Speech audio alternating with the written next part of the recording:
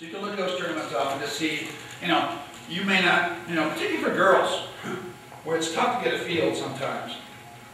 You want to go to a tournament and see if they typically have 5 girls playing, or they typically have 15 girls playing. And so if you're investing a limited amount of dollars in your competitive schedule, make sure you research the tournaments. Okay? Good regional events matter.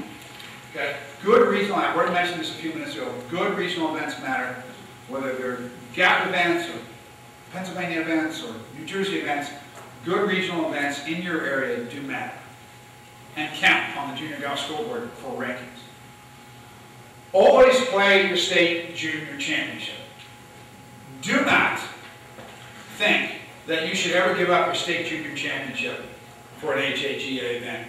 The only time you probably ever should give that up is if you made it to the U.S. Junior or the U.S. Open or something. But do not let any tour event or anything like compete with your state junior championship. For one thing, state golf associations in this country are the ones that really started junior golf. Really provided the first venues for kids to play in tournaments years and years and years ago. You owe it to the state. You owe it to things like the golf associations that they're playing in their championships. Always play those. Always. There's nothing better than to be in contention to win your state championship. It's something you will have on your resume for the rest of your life. Playing in some other tour event down the road that was held in Virginia even, or this, that, and the other thing, on that particular day is not going to give you anywhere near the kind of satisfaction than playing in your state junior event. Okay, so we're building and working a plan. We're talking about getting better. We're talking about a competitive schedule. Now let's talk about visibility. Visibility. Don't be invisible, obviously. So what does that mean? Lower scores are good. Obviously, shoot lower scores makes you visible. But you always want to be getting better. It's not like getting the ball in the golf hole. Getting the ball in the hole, it's possible. But you got to be playing the right tournaments. We talked about that. Don't make it hard for coaches to see or find you. Okay. In your folder, there's a blue sheet. All right. It's an example of a junior golf scoreboard, golf and academic resumes. And in the spirit of full disclosure, we sell those. That's one of our revenue streams. I'll be perfectly honest with you. I'm not going to hide that. We sell. That's how we support ourselves by selling these resumes. Now, they can work. If you have a golf and academic resume on the junior golf scoreboard or on the HAGA site, it does not mean you're going to get a golf scholarship. Your golf and your grades get you a golf scholarship. But these help. And the reason is that the reason number one coaches come to me all the time. I just had this happen last week at the college center. Matt, the hardest thing I have to do is to find out how to get a hold of these families and these kids.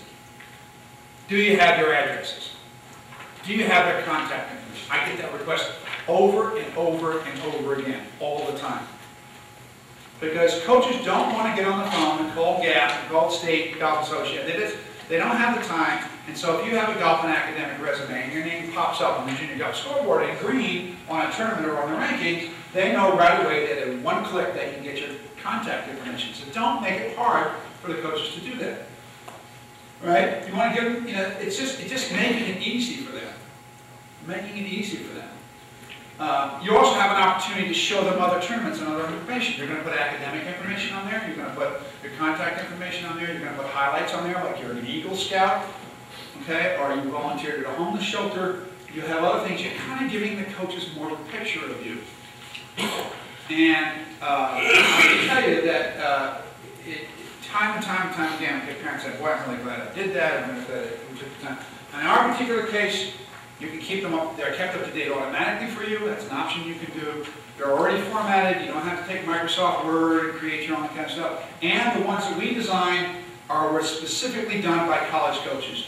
Say, Mac, if you're going to build that resume, make sure all this information is on there. So that format you see in your sheet is something that we have spent a lot of time researching.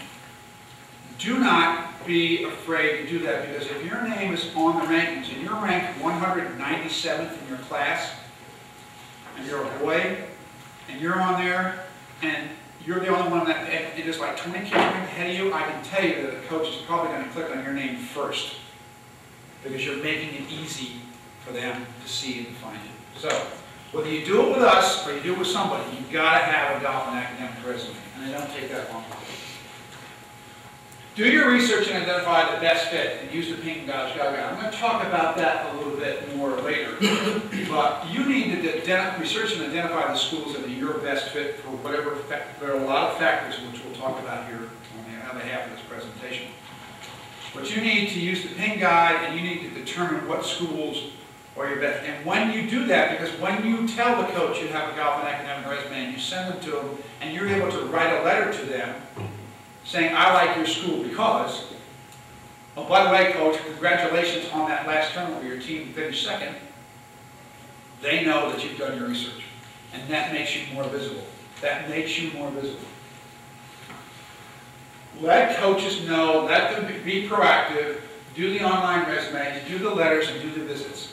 If you're going to a college tournament, and we'll talk more about this, I mean, you're going to a junior tournament and there's a school nearby, you should, in fact, visit those schools, just drive around the campus, whatever, if you're at all interested in it. Okay, let me stop there for a second and take any quick questions about picking right tournaments, tournament schedules, getting better. Anybody have any questions? Yes, sir. Did I misunderstand? So did you say that when you're ranking the kids, that you really don't factor in the AJGA events? Oh yeah, we do. Oh yes. Oh yeah. So anything really that's 36 holes? Yes. Every 36-hole stroke play event in the country that we get the results for, and we get most 90% of them or 95% of them, except high school, take high school out of it, is included in our ranking system. All the AJGA stuff is. Yeah, we try to rank every player, everywhere, every time they play. The other systems don't do that. Yes, ma'am? Why do you not do the high schools? Because I can't get the results with hometowns. In the state of Pennsylvania, High School Athletic Association specifically told me on the phone, and has told everybody else, we are not going to send you those results. We're not here to serve that purpose. We only serve our members. We only serve our member schools. We do not serve outside organizations. What about in the state championship? The state championship, occasionally I get it, but not from them. I get it because some parent took the results and looked up all the hometowns. I need the hometowns. The schools don't do me any good. Even the town of the school doesn't do me any good because 20% of the field, those kids will not live in the same mailing address as the high school they play for. It's the same town. So I need to have the hometowns. And so usually what happens is the parent gets real zealous, looks them all up, calls the schools, gets the hometowns and sends them to us. So that's why. And then, so when you see high school results on our website, it's because a parent or a high school golf coach did that work first before. Yes, sir. I'd like my son to get involved in regional tournaments. Is there corporate sponsorship? Is there financial opportunities? Is there a way to defer costs that are acceptable? Watch out for amateur status. Okay. Watch out for amateur status. You cannot take, you can't, your family obviously supports you. Okay. If you go to certain events, sometimes you can qualify for the U.S. Junior, like my son did. The Virginia State Golf Association picked up some of his expenses to get there. Okay, that's perfectly fine.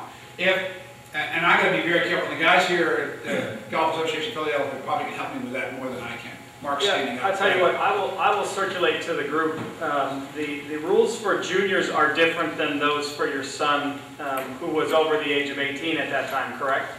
Oh, no, we went to the U.S. Juniors, he was under 18. I will circulate to the group to properly answer that question. I had a different impression as to could juniors accept funds, the answer being yes. Could those over 18 accept funds? The answer is yes, but only through the regional or state golf association. So I will circulate that information via email to all of those who are here today that we have a proper email address for. Good. Okay. Thank you, Mark.